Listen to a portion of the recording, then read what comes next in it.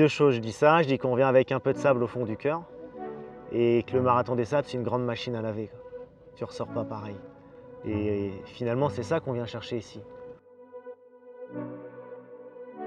J3 a commencé déjà un peu compliqué. On avait fini J2 dans le dur, Émilie très émoussée. Elle a décidé de repartir. C'est une étape qui est superbe, enfin, pour moi, c'est la plus belle étape du marathon des sables.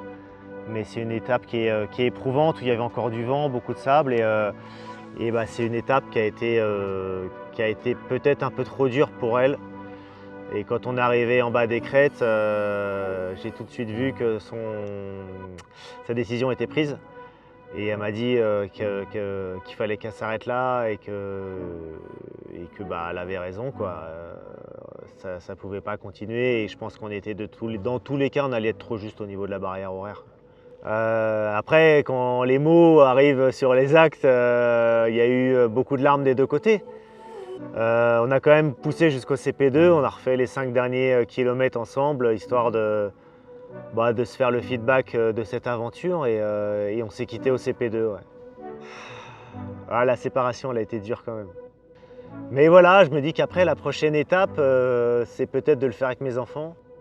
On était venus chercher une aventure ensemble. Elle était venue mettre des images, des sensations sur ce que je lui avais raconté sur le marathon des sables. Et elle est partie heureuse. Elle a adoré son aventure, elle est vraiment ravie de ce qu'elle a vécu. Elle ne pouvait pas aller plus loin, elle a dépassé ses limites. Aller plus loin aurait été certainement une bêtise. Faut que ça reste quand même du plaisir.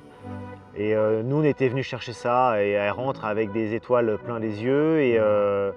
Et je sais qu'elle a envie de revenir. Peut-être pas comme coureuse, mais je sais qu'elle a envie de revenir.